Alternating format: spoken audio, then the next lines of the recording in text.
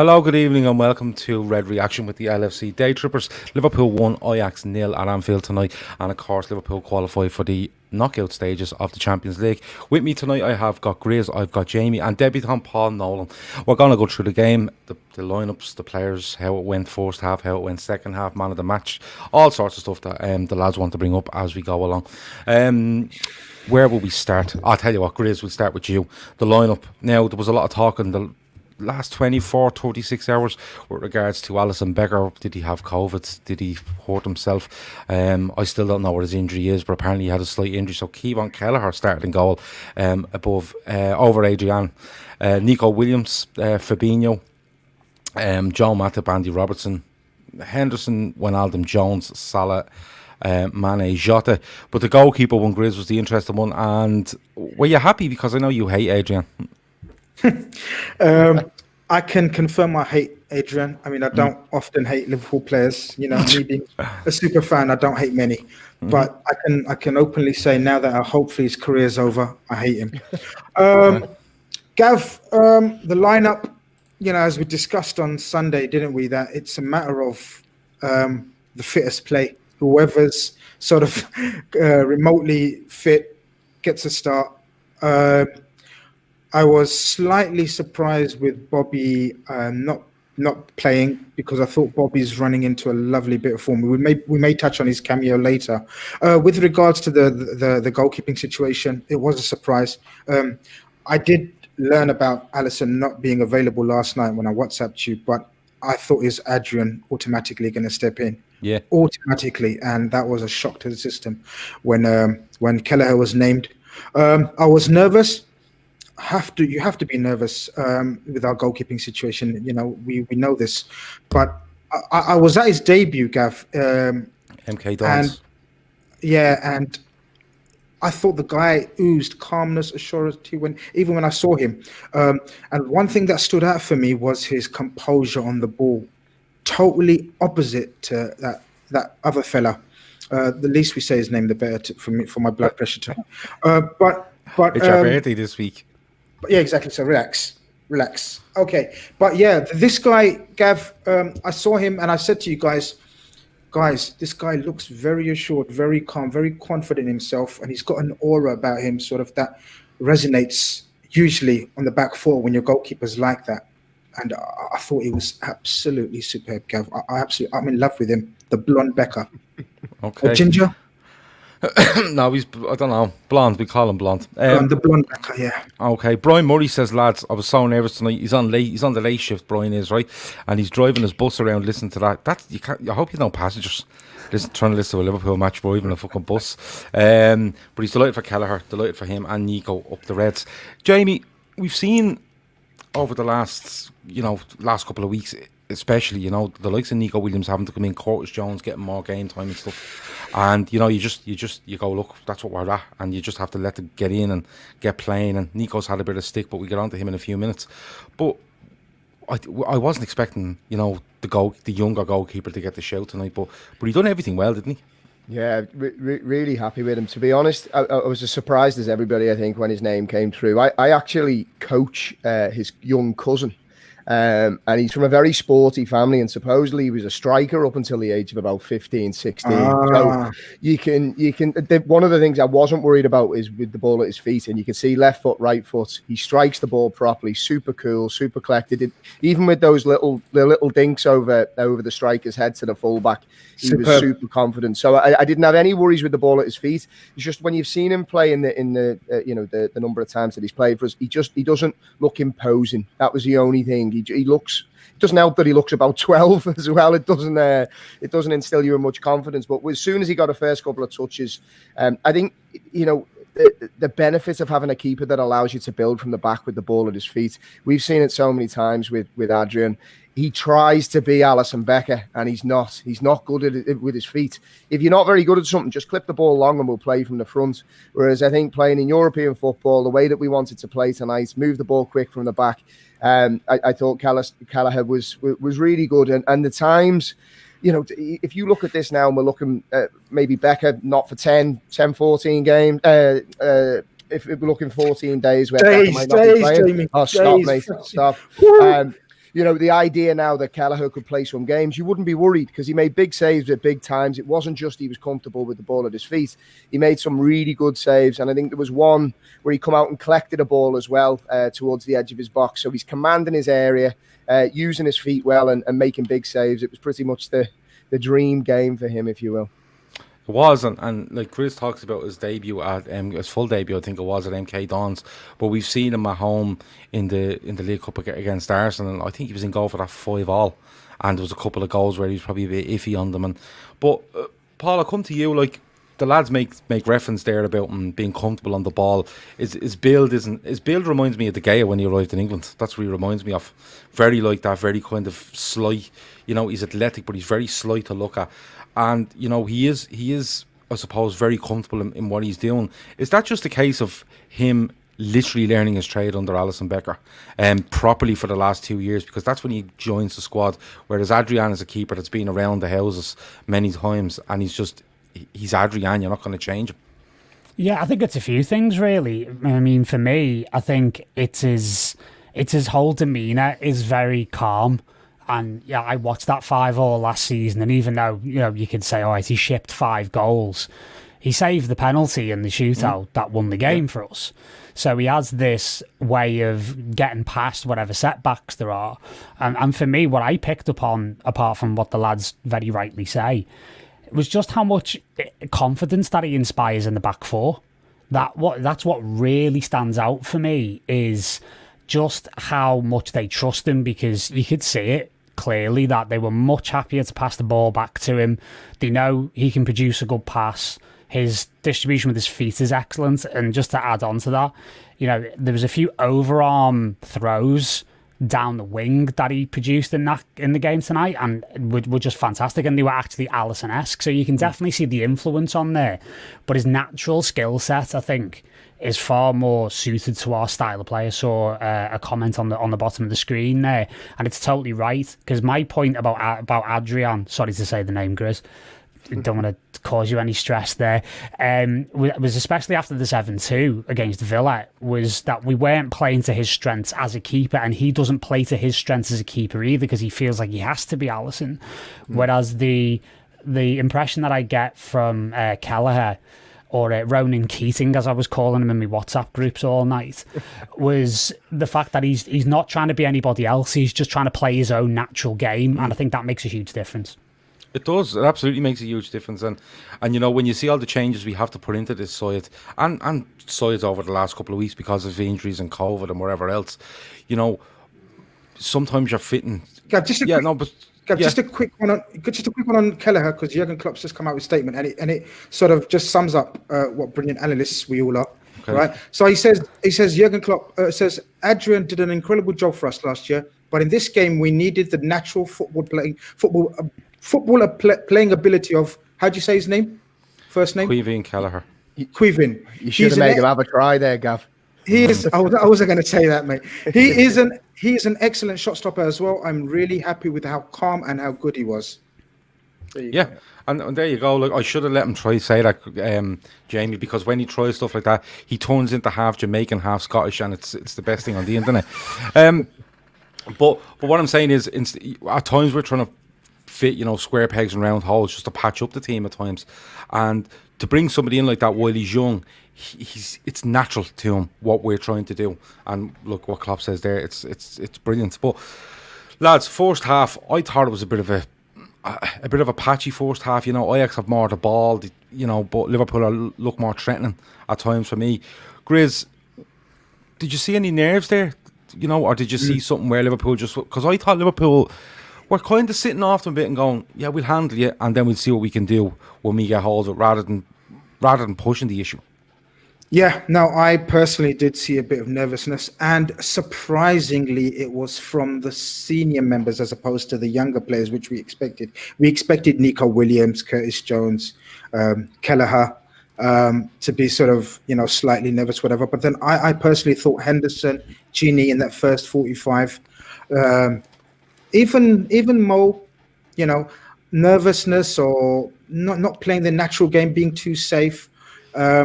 I actually think we played sort of slightly deeper. Our midfielders were were far too deep in that first half. Maybe because consciously they knew we got a new keeper, and then not so confident Nico Williams at right back.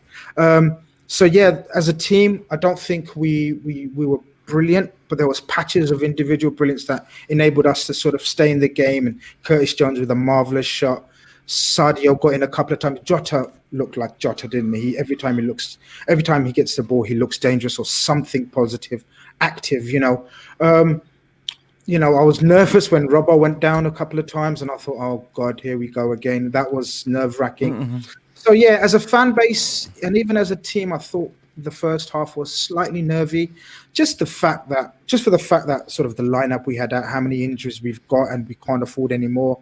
So yeah, overall it was slightly nervous, and I think it showed slightly in the and let's not forget, Ajax are a very good team, lads. They're a very good team. We forget that aspect. They're not really. That's all right. Jamie, we talk about the midfield there, and we go on all the time about how many different ways Liverpool can beat you. They can absolutely storm you. They can gate crash you from all angles and see what happens. They can sit back. They can just make it a game of tennis. You can do whatever they want. But do you think it might have been a point tonight where I think the midfield was a little bit deep at times, but it could have been Liverpool looking at it going, listen, Wijnaldum's playing, I don't know, 18 games a month at this stage. Henderson's only coming back off the back of 45 minutes at Brighton, and you don't want them absolutely tearing around the place. And Curtis Jones didn't have the best game away to Ajax, and maybe that was in their mind as well, even though they had to get him on the pitch because of just the way things are at the moment. Could that have been an issue where they just went, listen, with the conditioning of the players and the experience of the players that we have in the middle of midfield, we might have to just sit off, be a little bit more pragmatic, and hope that our front three can do the business for us? Yeah, it was a strange one. I thought we started well, first half of the first half, if you will. And then Ajax kind of adjusted and hit us with a couple of crossfield passes, switches of play, tried to create overloads and attack our fullbacks. And it's nearly like that caused us to drop a little bit. I think Grizz makes a good point. I think we kind of went into protection mode a little bit in midfield. So we weren't very offensive, and we weren't able to build through the thirds. We went quite direct, which meant, the ball was coming back at us a lot, and we didn't really get a foothold in the game at all first half, I thought. To be honest, I thought the midfield looked knackered. I thought Henderson didn't look fit, to be honest. It wouldn't surprise me if he's playing with some type of knock, because he wasn't as mobile, he wasn't as sharp. Now, don't get me wrong, he still did a job, as you would always expect the captain to do, but he just didn't seem himself. And Ginny, I don't think he's had a day off in the last 10 years, it seems, at this stage. So they just looked a little bit leggy, and it seemed like one of those games where they just bit down on the gum shield and got through it for us. I think we'll come on to it in a moment. We were immeasurably better in the second half, and I think there was some tactical tweaks that allowed us to do that. But to be honest, Gav, I think it was a mix of tiredness. I think Ajax penned us in a little bit. They were switching the play well, and we just took us a while to get a foothold in the game and start to build. But I mean, you've got to look at the amount of minutes these lads have got in their legs. Jurgenio Wijnaldum is making long busting runs at the end of that football match after the amount of minutes he's played. He's beyond me. He's a machine, and to think that a lot of people were clambering for him to leave the club. I mean, you'd be hard pushed to find a better, a better addition to this squad than Jurgenio Wijnaldum at what he does for us. He's an absolute powerhouse. The thing on Wijnaldum is that the style of player that he is and the situation we're in is actually made from. If we were missing different players than the ones we are, if you swap them out, Wijnaldum mightn't suit as much. But the situation we're in now, where we absolutely need the intensity and the work rate, Wijnaldum is absolutely made for it. Paul, we speak there about, a little bit deep, maybe a bit pragmatic, looking at the players that we have and their fitness and stuff like that. But is this something we're just going to have to become used to for the next, I would argue, 6-7 weeks, until we get players back, until we get through the new year and possibly add to the squad, because it looks like it's needed? Yeah, I think it is, and I think the deepness in midfield is definitely becoming a bit of a feature of our play. It was certainly very prevalent against Brighton at the weekend, that was the cause of a lot of the problems that we had in the first half was that Minamino in particular was almost playing like as a number 6, and it was just way too deep, and there was a disconnection between the midfield and what was going on further up the pitch. And then, as you know, as we were saying, there were some tactical tweaks in the second half of both games that have helped us to do that. But I definitely think it's literally just, it's going to be very attritional. It's going to be just finding ways to win, and that's when the mentality that we're known for is definitely going to have to come out, especially with limited squad numbers, with the players that we are missing, and until, like you say, until possibly even after Christmas, until we hopefully finally get THIAGO back in particular, who can really anchor that midfield and he can get a run of games under his belt. I think, you know, we're going to have to really, you know, get used to this kind of thing, because, you know, the midfield is just exhausted, and we are having to find ways of being a bit more direct. And that was a feature, especially in the first half, was soak up the pressure a little bit and try and hit them on the break and almost become a bit of a counter-attacking team. Yeah, absolutely. And you know, everyone always says it's hard. It's much harder to run back than it is to run forward, and I think that's where Liverpool are looking at it now and going, listen, don't get too high at the pitch, because even though we can walking back is that little bit harder. Like you said, Paul, when you're exhausted and you're trying to, you know, put your game onto people, and you just don't have the energy or the tools. Like, I'm astounded Gino Wijnaldum is starting every game. You know, we spoke about Milner. You know, now Milner is 35 years of age. I get that, but Milner starts 3 in a week. Henderson comes back and plays 45 and plays tonight. But Wijnaldum just hasn't stopped. He just has not stopped. I don't know if he's missed a game this season for Liverpool. Oh no, of course he hasn't. I don't think he has. But that's what I'm saying. And he's had. I'm nearly sure he's played every game for Liverpool. Plus, he's had 6 international games in between, because there's been 2 major breaks, and I'm nearly sure on both occasions, people have commented on him playing three games in that period. He's played. That was his 6th game in 17 days, lads. 6th game in 17 days. That's less than a game every 3 days, according to my very brilliant maths. Yeah, didn't even need the abacus. It's amazing. Yeah, the maths is getting better as you get older. But it's insane. I mean, we talked about his fitness, and we talked about there was a tactical shift that you may want to get onto. But I just thought, I mean, did you see in the last minute where he's up there on the left wing making surging runs? The guy's not, you know, it's a testimony to him, and it saddens me when we saw guys on social media, the clamor for him to leave, like stupid accounts, stupid. Well, that was you know, see, Grizz, that was people with blinkers on, because they thought that you have to get Wijnaldum out to get THIAGO in, and my argument always was that you didn't, you know, and I would have hated to see him go. Just quickly around the table, Grizz, he has to sign a new deal. Do you have to throw something in front of him here? Yeah, they do, but I don't think he will, Gav. It's been a brilliant experience. You know, they do. Look, if you ask me, you do everything you can to make him sign. You give him what he wants, how he wants it, when he wants it. But I think, you know, you've got to trust the process when it comes to FSG and Klopp and Edwards.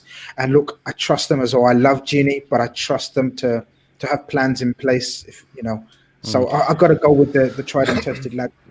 Okay. You know my honest opinion on it, Gav. I think as brilliant and kind of, it sounds silly to say this, indispensable as he's been this season, I think when everybody's fit, he still knows he's 4th choice midfielder. And when you get, you know, because look, it's going to be Fabinho, Henderson, and THIAGO as the 3 you would assume. So he's coming into the you don't want to say latter stage of his career, but his next contract is his big one, and you need to be playing. So you can't really blame him for looking at options. He's been an incredible servant for us. Yeah. Don't get me wrong, I don't want him to go. But as a footballer, you've got to be selfish, because clubs will drop you tomorrow if a better option comes along. So, I think he's right to kind of hold fire and see how the chips land at the end of the season.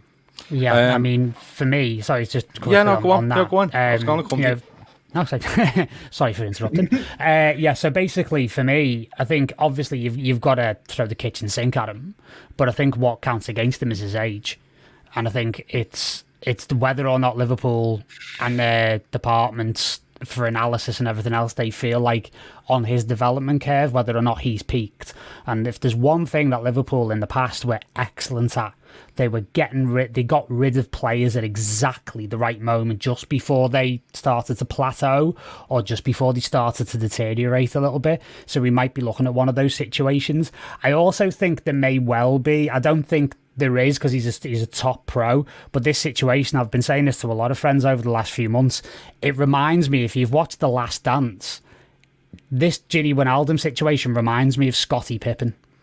Like, the undervalued, incredible player who is there for you day in, day out, unquestionable, but not currently being paid his worth. And is potentially worth more for himself elsewhere if he was to ask for what his value actually is. But the thing is, like, you know, people are making the point there that Milner was given a deal at 33, and that's true. I don't know what sort of money he was on. I know that there was a lot of furore around Milner when he signed for Liverpool in 2015 and how much he was on, but it was off the back of a free transfer. I think Wijnaldum's wages at the moment is rumoured to be around 70 to 80,000 a week. Now, I don't know whether he's looking to double that or even more. I'm not too sure. He's 30 years of age, but I think the point that, Paul, you make about the plateauing and what's he at now, he's going completely against that, and then the form he's in now. He's getting better. He's getting better. But the analysts could be looking at it and going, listen, he looks like he's getting better and he looks like he's running further. But if you actually look at his recovery, they'd have all the analytics around it to say he's actually starting to go on a downturn. You don't know. But for me, I think we all agree we'd all give him a deal. But I think we all think it won't happen. But I'd love to see Liverpool try as much as they can to make it happen. Lads, we get to half time. And it's 0-0, and you know, I know from our WhatsApp group there was a bit of pessimism about, like, Davo was having a breakdown. He was behind the sofa. He was absolutely lashing through share size bags of meanies. It was all happening, but there was a little bit of, and Jamie, I'll come to you on this one. It's a little bit of, the longer the game goes on, you're worried about Liverpool's legs. You're worried about the mental side of it. You know, this is just going on and on and on every couple of days, and teammates must be looking around at each other, going, you can see him. He's starting to slow down a little bit. All this comes into it, and I think that gets the supporters as well. How are you feeling at half time? Are you thinking, no, we can make a few little changes here and there that can affect it in the right way? You know me, mate. I'm always the eternal optimist when it comes to Liverpool. I can tell you, Grizz told us we'd lose 1-0 at half time. So go on. We'll come to him next. I'm the king of reverse psychology. Everyone knows that by now. Fuck's sake, Gav. Covering all bases, Grizz. I love it. Fucking sure he is. Where he is. Gordon Brown, he is. I was confident, mate. I think what Liverpool are very good at, and you touched it at the start, they are the masters of the problems, of solving problems. And I have so much confidence that when Jurgen Klopp gets a team in at half time, he's very, very astute at being able to pinpoint one or two things that will make us a different proposition in the second half. And you're able to see us link play a lot better. I think Curtis Jones come into his own in the second half as that link player between the front three, and we were able to get in the game and cause problems a lot more. I don't think enough has been made of Curtis Jones, to be quite honest. He's come into this side and looks like he's been playing for us for the last 10 years. Yeah, he's going to make a couple of mistakes, but the composure, the awareness, the ability and the self-confidence that lad has to go and put in a performance like that on a European stage in a big game. You know, he was the fulcrum of so many things that we did in an offensive sense that was good, because I think the front three couldn't finish their dinner tonight, lads, to be honest. You know, they snatched at a lot of chances. Jurgen Klopp talks a lot about creating opportunities, and we created so many chances, but the first touch from the front three was a little bit off, or they chose the wrong pass. But we carved open Ajax, and it was a lot to do with Curtis Jones and his ability on the ball. So I think that was the big change for me. And it was just a matter of time. Look, to be honest, if we'd have took those chances and been a little bit more composed, I think we could have been out of sight. It could have been 3-0 easily, given some of the chances that we created. I'm just glad that we were able to see it through. Kieran B says indecisive. I think that's a great word. For some of the play we had, we were indecisive. Paul, just on Curtis Jones, because I had a little bit of a go at him after the fixture in Amsterdam, where I didn't think he was good enough, and he needed to, push on a hell of a lot more than what he showed that night. Having said that, at the start of the season, I felt that this wouldn't be the season for him to absolutely show us what he is. But it looks like it is. It looks like he's going to get the chance now, doesn't it? Where he's going to end up with, he's possibly going to end up playing 30 times, I think, this season for Liverpool. No, and he fully deserves it based on this performance tonight and some of the other shifts that he's put in. I agree with you. He didn't have the best of games away at Ajax, but European aways for young players are often very, very challenging environments, whether there's fans in the stadium or not. But for me, what really stands out for me is just how much this kid backs himself. Yeah. Like, he absolutely believes with absolute certainty that he belongs where he currently is, and that's what he's been aiming for since he was a kid, and he's wanted nothing else. And the statement for me is to take Gerrard's old shirt number 17 and go, watch this, I'm the next Scouser coming through. I think it bodes incredibly well. So, you know, you can forgive him for the odd little mistake here or there, but honestly, I thought he was the man of the match for me tonight. I thought he was absolutely brilliant, and he really showed impetus, and he was like the least indecisive of all of us tonight. Yeah, definitely. Go on, Can I Grizz. just jump in there? Like just a quick one, Grizz, before just on Paul's comment there. There was one moment for me. I was probably going back a year or so ago now, right? And he had sparing minutes in the first team, right? And he must have been after a League Cup game or something. He was asked a question about, you know, being happy to get some minutes, and he pretty much batted that away from the interview, and he said, I want to be playing in the first team. I want minutes in the I want to be in this team.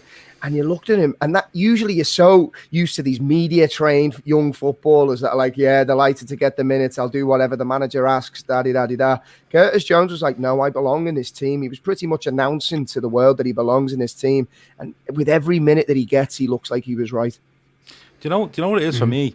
And you make a good point, Jamie. But you know, you're saying, you look, they all get media trained and they have stock answers that they have for every question that they're asked. But if you remember when he says this, he's been in around the squad a little bit. You know, he's being brought in and he's been training with them, and he's, you know, this is when he starts getting minutes. But for me, it looks like Curtis Jones learned very, very fast that Jurgen Klopp was a very decisive manager and could be a little bit cutthroat, and you had to throw your balls on the table in front of him if you wanted anything to happen. As much as Klopp loves hugging players and they're a lovely person and that is, I think he loves somebody that's just absolutely nails themselves as, I want to be this and I'm going to be this. And I think a couple of people had a go at him, not a go at him, but were kind of, you know, well, who does he think he is after that interview? But for me, it was a kind of, now he's learned this very quick. He knows what's needed, and he's telling the manager. He's not having a go, but he's telling the manager, I'm here and I'm letting you know I'm here, and whatever it takes, I'll do it. Grizz, Curtis Jones, we've said Wijnaldum was brilliant, but I thought it was a really good performance from him in the situation we were in tonight, because it was a bit of an odd situation. You know, people felt it was a must win when it wasn't, but we got the job done. But I thought he was very good. Yeah, so look, we take away the goal because obviously when someone scores a goal, you automatically start talking about their performance in terms of the rest of their game. For me, Curtis Jones, I was like you, Gav. I wasn't his, not fan. I didn't know where he would fit into this Liverpool team. And I'm talking about sort of a season and a half ago, 2 seasons ago. And I remember saying, but the biggest compliment and the biggest trust you can show in a youngster is not sending him out on loan, like we've done with so many other players of his age group about 2 seasons ago, right, guys? So we know about sort of Wilson's, Kent, Woodburn's, etc., etc., etc. Curtis Jones was kept, and I said at the time, if he's going to become a Liverpool player, a very important component of this team, he's going to have to train with some of the best midfielders in the world. Your likes of your Ginnies, your Nabbies, your Hendos, your Fabinhos on a daily basis. Learn, and under the stewardship of Pep Linders and Klopp. I genuinely think that was an absolute, obviously it was a master stroke by Klopp because he's a master. But you can see in his game that he doesn't feel, you know, out of place. He's as good as any of them, technically, physically, and in his head, mentality.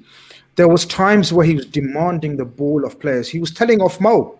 There was one incident where he actually shouted at Mo, like he done the old Mo. All right, don't laugh now. All right, so he done the old,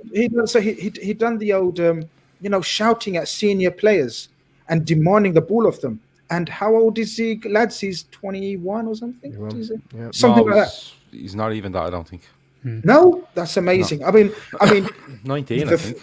I mean, the maturity in his play, and he's being coached into this position to sort of trust a player of his age to play as an 8 in a Jurgen Klopp midfield is testimony. I'm telling you guys, it's not easy to play in a Liverpool central midfield as an 8. There is so much demand on you physically, mentally, positionally, cutting down passing lanes, when to press, when not to press. I think he's learning an astounding rate. I think the guy's absolute gem. Yeah, I think we have to bring it forward the assessment that this hasn't to be a season where he's the breakout. I think this might be, and I'm astounded by him because I've seen him in pre-season games away at Tranmere where he looked like he was playing for himself and he wasn't releasing passes to overlapping fullbacks when he should have, and it looks very simple, but it's stuff Klopp absolutely drills into players. You see with Robertson and Trent how they work when they overlap and how they're fed. But you look at him now in the progression he's at. You would be at the end of the season easily looking going, yeah, Curtis Jones absolutely nails for the place in that midfield. And even if A, B or C leaves, Curtis Jones will be there. It's one of those. Lads, just moving on to the second half, and I think Liverpool started brightly. But one thing that helps them, and I'll come to you, Paul, is this lad Shores that plays at Ajax. He's very highly rated. Grizz loves him. I don't know what Jamie's feelings are, but I'll get all your feelings on him now in a minute. But Paul, he gets booked, and it's a little bit of release for Liverpool for me. But how do you feel we start the second half? And I'll throw Shores in there as well. What do you make of him? I think he did very well first half, and I can see why there's a bit of a fuss about him because he's very mobile for a guy his size, and he gave Mane as good as he was getting for the vast majority of the first half, and then like you say, that booking happens, and those types of bookings are the type of thing where it's like, okay, well, if Mane gets me on toast one more time, I'm off. Yeah. And that then sort of starts to create a little bit of space for us to start doing our work second half, and then that brings in the rest of the front three, and it starts to just allow us to play the game that little bit further up the pitch. But I think he looks like a decent prospect. I mean, I think it's early days for him. I think he still looks a bit green, but he looks the part for sure. Yeah, Kieran B says. Yeah, Kieran B says Shores is quicker than he thought. Somebody and asks then, should it have been a red card? Grizz, you're a big fan of this guy. What did you make of him? I thought the yellow card did affect him though. Nah, it would affect any centre back. Against the front three we have. What I think of him, but I would say on air, I think he's brilliant. I've said it in the past as well. I think he's one we should keep an eye on, and we are keeping an eye on. From what I've been told, we will try to sign him, and I think he's going to be the next 50-60 million pound defender centre back. I've never seen Mane in both games. Let's not forget the first performance in Amsterdam. I thought he handled Mane because we managed to isolate Mane and Shurs. Mane played in that corridor. He didn't play as wide as he normally does. He played in that sort of gap between fullback and centre back just to see if we can isolate him one-on-one against Shurs, and we managed to do that quite a lot. And I thought Shurs won pretty much every single battle. And there's no sterner test in Europe than playing against Sadio Mane. Mane obviously didn't have it wasn't his best performance, but I thought Shurs is commanding. He looks brilliant. Everything about him I love as a centre back, and he's young. We forget that. We talk about our Joe Gomez. We talk about how we criticise Joe Gomez when he makes mistakes, whatever. He's 23, and there's no centre back in world football. I was watching Varane before that, and do you remember the most heralded centre back in Europe? Absolutely, Varane. Varane, and he looks absolutely. Stop it, will you? Yeah, but you know what I mean. This is my point. Every hipster's dream was Varane. So, but this guy is no nonsense. He's built for the Premier League, in my opinion. I think he's very, very good. Jamie, you're gonna love this. So, Shores 27 million. All right. What I want to ask you is, do Liverpool go for him, and what way does the squad look? Central defensively, going into next season if you do get him. And B, I'm going to let you talk about Fabinho at centre half. Oh, thanks, mate, because I was going to throw it in. Thank you, I appreciate that. First of all, I was really impressed with him, lads. I'm like Santi. I hear everything. Yeah, I swear to God, I was really impressed with him in terms of power, pace, anticipation, positioning, maturity. Very comfortable 1v1 against one of the most frightening attackers in Mane. Only thing I would have liked to have seen a little bit more is what he's like distribution wise, what he's like on the ball. But from a defensive point of view, I was really impressed with him. And I think he's muted at around 27 million. For a lad of his age, and I hate the word ceiling because I think it's thrown around too much, but with someone with his potential, that seems like a no-brainer. And then I suppose to the next question, what does that mean for centre-back for next season? What I will say is I'll kind of jump ahead of that and say Fabinho, if we were talking about Premier League defenders right now, Fabinho is one of the best central defenders in the Premier League. Now, Fabinho isn't a centre-back.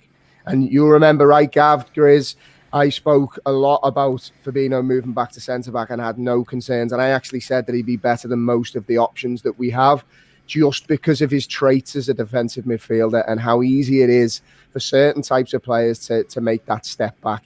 I think what you're seeing with Fabinho at the moment, he's a front foot centre-back. He's the type of centre-back that Dejan Lovren tried to be, but wasn't able to do it. He steps in, he's aggressive. He's good on the ball. His anticipation is right up there with the very best of them. If you said to me, what would centre-back look like next year? Fabinho still moves up into centre midfield because he's an absolute colossal.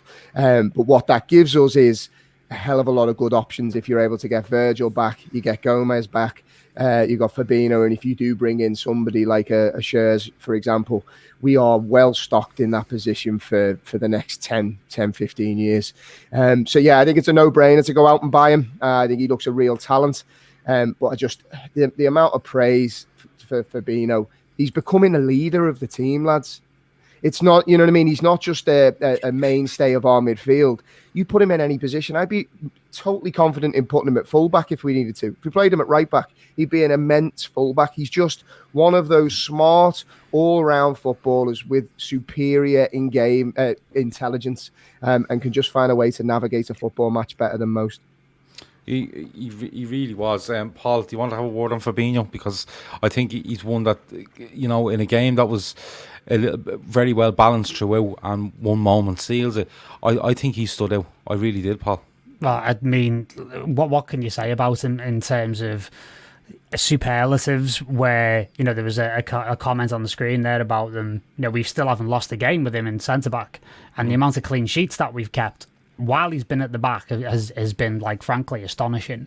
And, as Jamie's saying quite well, he's a front foot centre back because he's got those traits of being a world class defensive midfielder. And it's amazing to think that he plays right back for Brazil a lot of the time when he does play. So his versatility is off the scale. He has that kind of silkiness that you need and that ball playing mentality when you need him. He's not afraid to do the dirty work if necessary. And as we've seen by some of the goals he's scored, he's got a hell of a shot on him when needed as well. He's just an incredible all-round total footballer. And he gives me the impression that not only would he fit in almost any position on the pitch across a back four and even across midfield, you would be the type of person that, if necessary, I would be quite comfortable to even give him the armband on occasion, because he's just got that presence about him. He's got that calmness, again, like I mentioned before about Kelleher.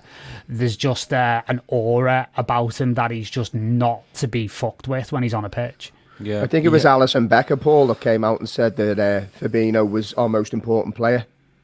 So that's how highly he is regarded within the squad. And you think of the world class talent that we've got throughout that squad.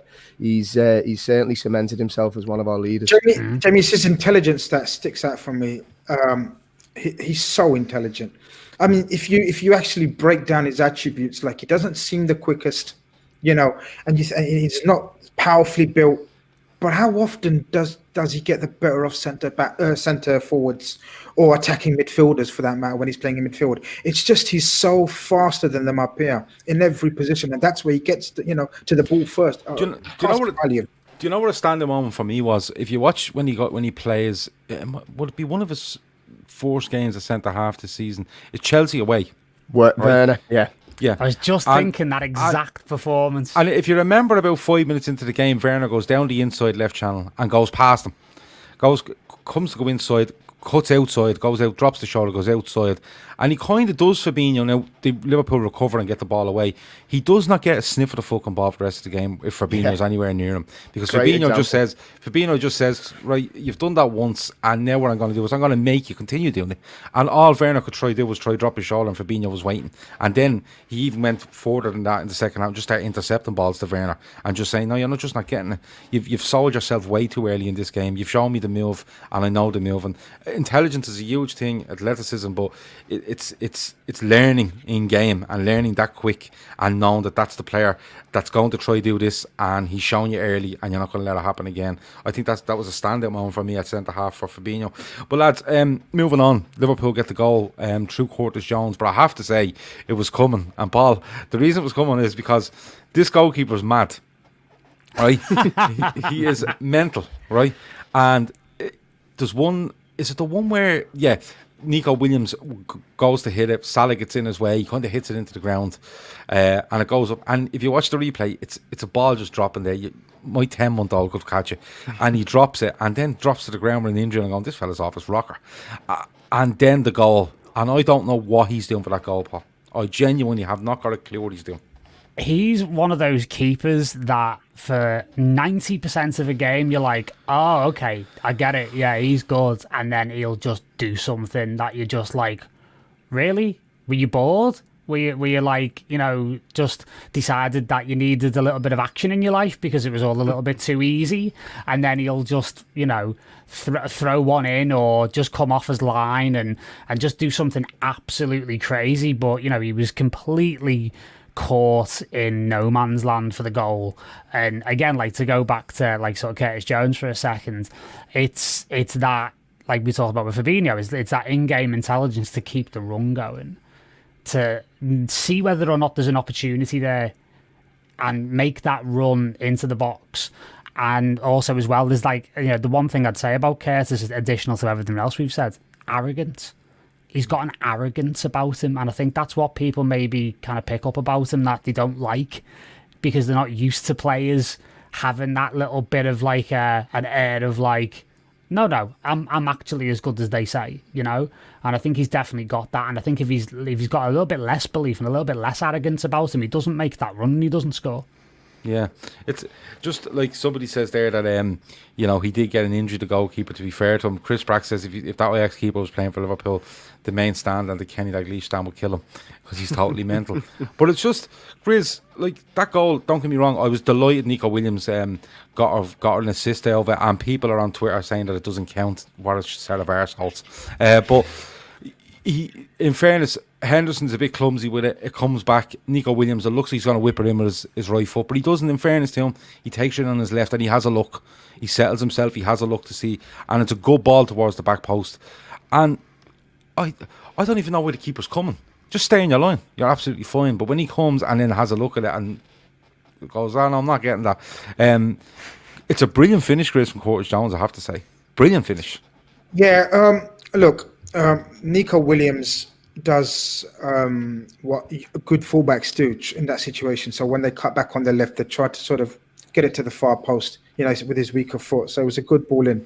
And we'll probably touch on Nico Williams generally later on. But I'm not going to lie.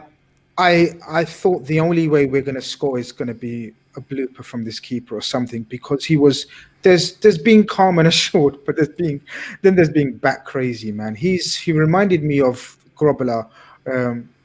Exactly what Paul said. Like he seems like he's bored and he wants to be part of it. He's one of those keepers that just forced to go in goal. When you pick a team. David James was like that.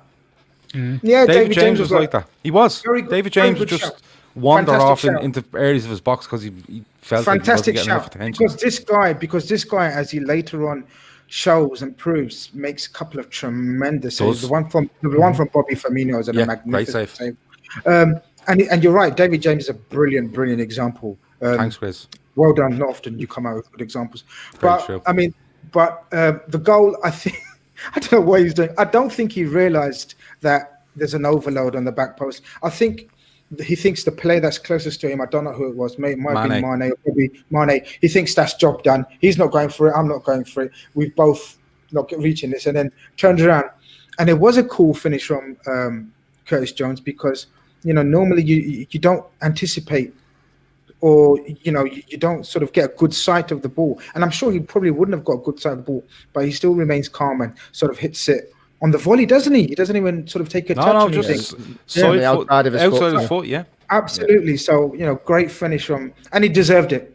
Look, the guys that set up that goal, Nico Williams and Curtis Jones, couldn't be more chuffed. Couldn't happen to sort of more deserving players for me.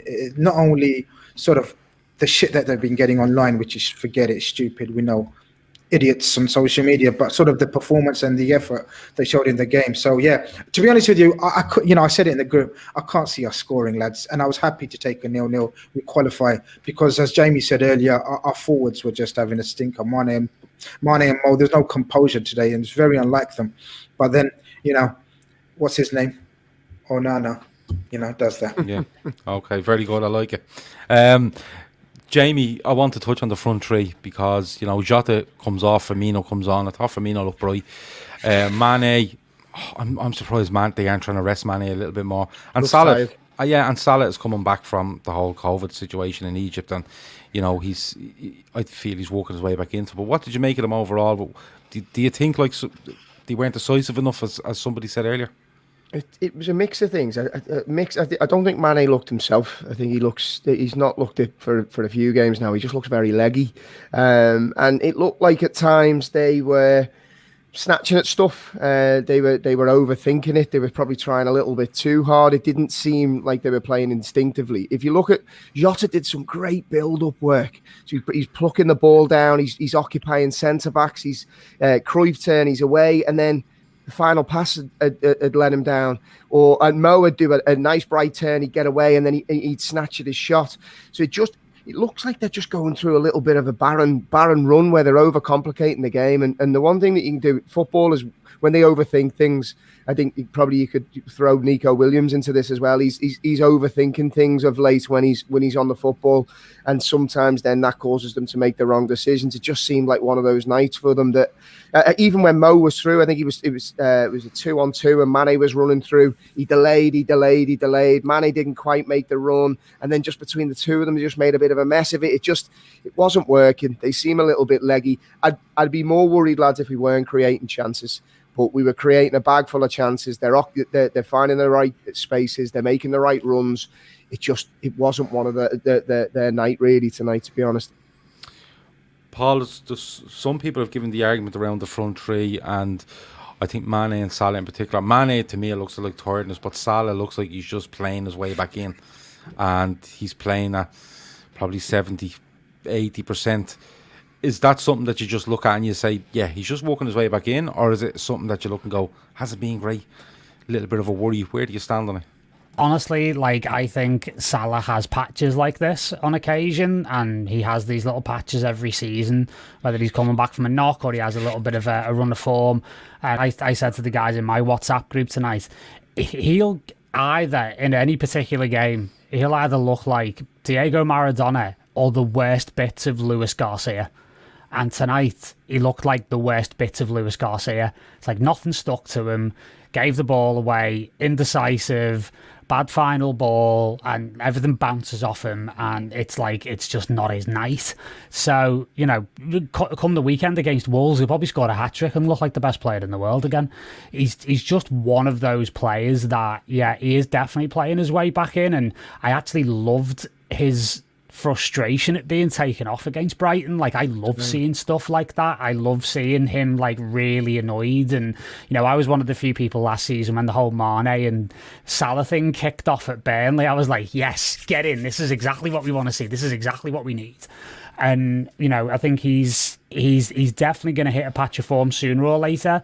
But it's been very, very stop-start. And I agree with the rest of the lads that everyone's just tired, and I think it's just about finding ways to win at the moment and just finding these little breakthroughs. Do you know, with Salah, guys, I find that the absence of Bobby hurts him, and the absence of Trent. Now, that's two players that are crucial. If we look at sort of I'm not a stats man, but hopefully, if someone looks at the stats, I'd be astounded if Bobby and Trent weren't his best assisters, most assisters. I think that affects his game massively. The understanding that he's built up with Trent and Bobby, and I've said this often as well to mates as well. Look, Jota's magnificent. We love Jota. Jota's the new coming of R9 for us, the old Ronaldo, right? But what I think will happen, and we're going to have to get adjusted to it, and sort of as a team as well, and as fans as well, I think we'll find that Jota may score more individual goals, but I think as a result, Salah and Mane may score less when Jota plays, as opposed to when Bobby plays, that he'll create more for Mane and Salah. And I think it may be a transition of trying to sort of work this out, and maybe with the addition of Bobby into that strike force, all four of them. So I think it's a slight transition in terms of our attack, possibly, and that's why Salah and Mane are slightly off their game. Yeah, I'd agree with that. I think the changes that are having to be made across the front line, regardless of who it is, and especially in midfield and even the fullback areas, I think will affect. It does have knock-on effects throughout the team. There's no doubt about it. Like, we talk about who's in midfield, and are these people in midfield because of who you have in goal. So if you're going to talk about that, you have to reverse it the other way and go, because of who's at fullback, does it affect who's up front? Simply the way Liverpool play.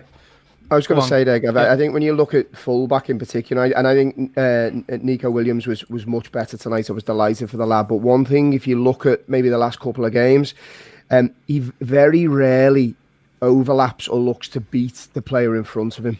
So we really haven't got a threat on the right, on the outside. And Mo loves that when Trent does that. You know, Trent either goes beyond him, will beat a man, or will whip a ball in early. And because Williams hasn't been overly confident, he's very rarely looked to beat a man, go on the outside, or whip a ball in early. So what that does is it makes us a little bit more blunt down that right-hand side. I think if you look at the last game, we were effective down the right was probably when James Milner was at fullback versus Leicester, and he moved the ball very quickly into the striker's feet. He was firing it in, and we were able to get turned quickly. Nico, because he's not confident, he'll run forward with the ball, he'll carry it, but he'll then Cruyff turn, come back inside and play safe. So I was delighted for him tonight that he was a little bit more offensively minded. He was able to cut back on the left, get the assist. It'll do him the world of good, but I do think it has a massive impact on Salah that he does he looks to condense the pitch, come back inside and recycle the ball and go the other way. The one thing about it is as well, like, if you watch Nico Williams early on when he comes into the Liverpool side, he was rampaging forward. He was beating players. He was getting crossing. He was having shots. It just seems to me like he's a bit more reserved as to what he's doing now. That may be maybe because of the situation in the side and the changes we're having to make, and maybe adjustments to our tactics and stuff like that. But I'd be pretty confident that if Liverpool get numbers back, i.e. Trent in Nico's in terms of Nico, that you will see Nico getting less game time, but I think he'll be more effective in the minutes he gets, because he'll be coming into games where majority of the time we're probably winning or comfortable, and he's told, go on and enjoy yourself for 20. You know, that kind of way. But we'll have to wait and see. Before we get on to man of the match, a couple of sponsors that I want to talk about before we finish up, all right? So Manscaped, everyone knows about Manscaped because Grizz is saving himself for Saturday. It's actually weird that we're doing this, where Grizz is having a ceremony on Saturday with a razor to his bits. Answer to the world, whatever. But it's your birthday, not the missus, isn't it, Grizz? You'll be delighted. But Manscaped is a sponsor with us for the next little while, and of course, listen, if you support them, you support us. So go on to manscaped.com, type in LFC DT on any order that you're putting through, and get 20% off for free shipping. Go and do it. It's like Shawnee got his. This is a quote directly from Shawnee FC. He said, and this is the quote, he said, "My favourite part of the season was shaving me balls yesterday with that stuff that arrived, lads." That is exactly what he said yesterday, right? So he's had a great time with it. Keith had a whopper time. I've had a lovely time. Grizz, there's to be a ceremony, to be an awards ceremony, to be everything going on Sunday with regards to Grizz using it. So listen, manscaped.com and LFC DT, 20% off, free shipping. A great gift for Christmas for loads of people that you might know.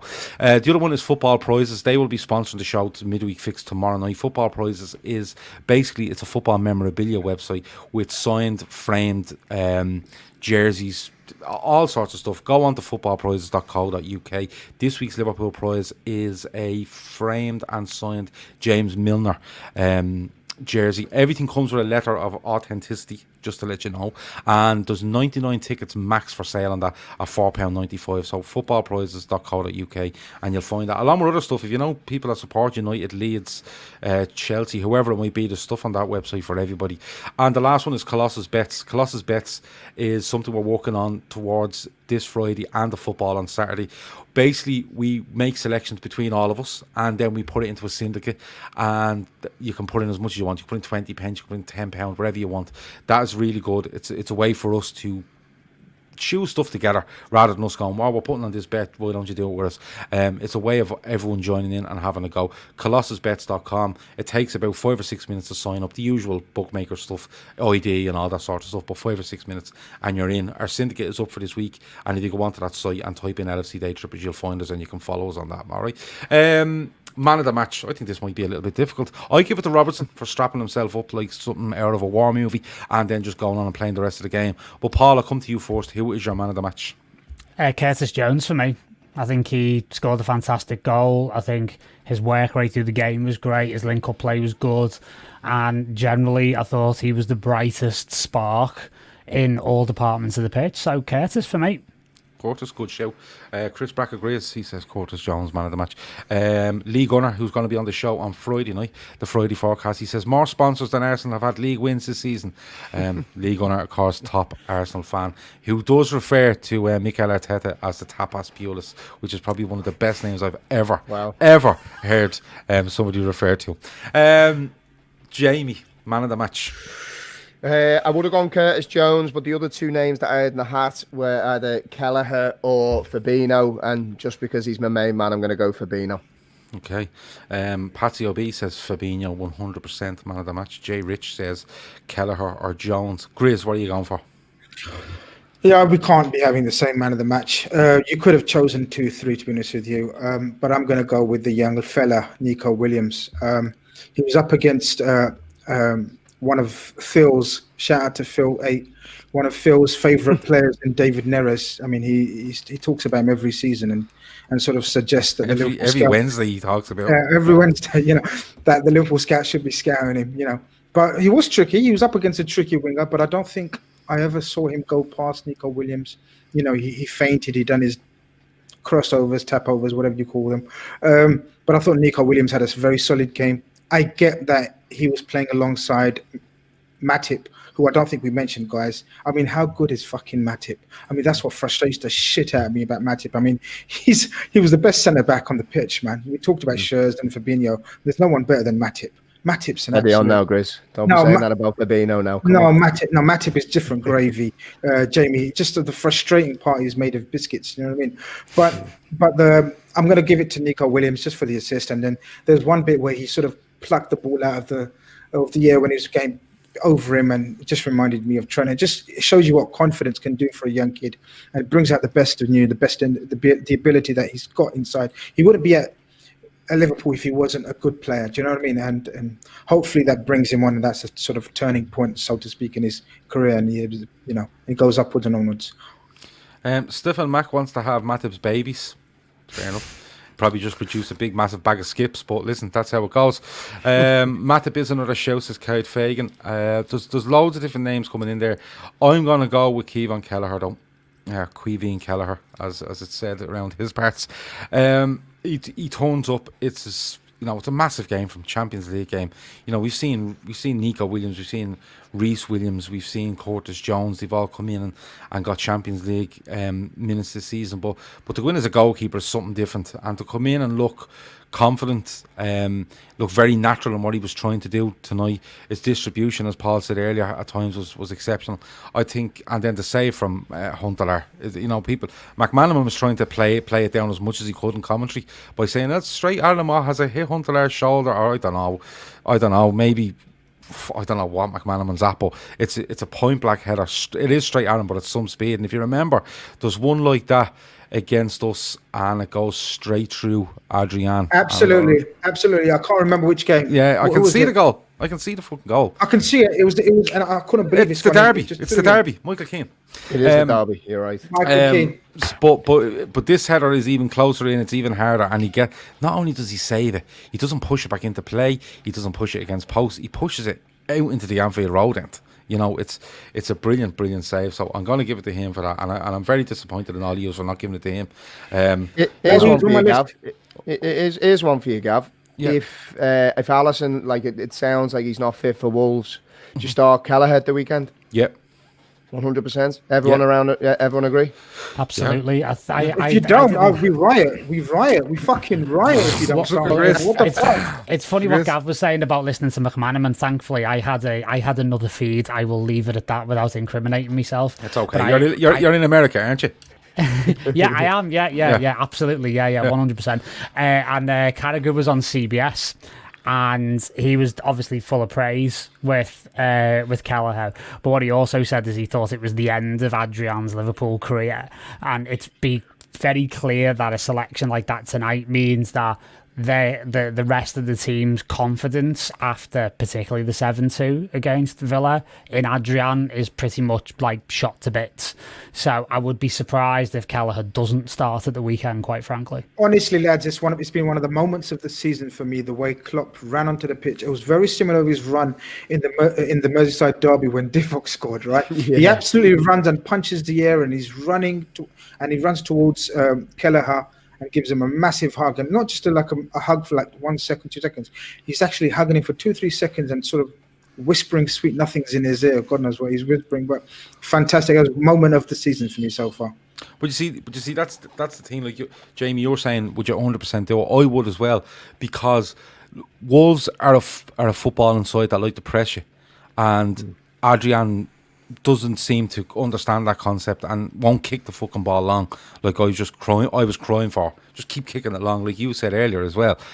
Whereas Kelleher, to me, seems, I'd clip balls to fullbacks, no problem. I'll throw balls to fullbacks, no problem. Will he make mistakes? Absolutely. But I'm way more comfortable with a lad that's learning and trying to do something that's natural to him and make a mistake, rather than a fella that's trying to be something he's not and make mistakes, because you're only compounding things when that happens, in my opinion. You know that way. But we'll have to wait and see. I enjoyed that.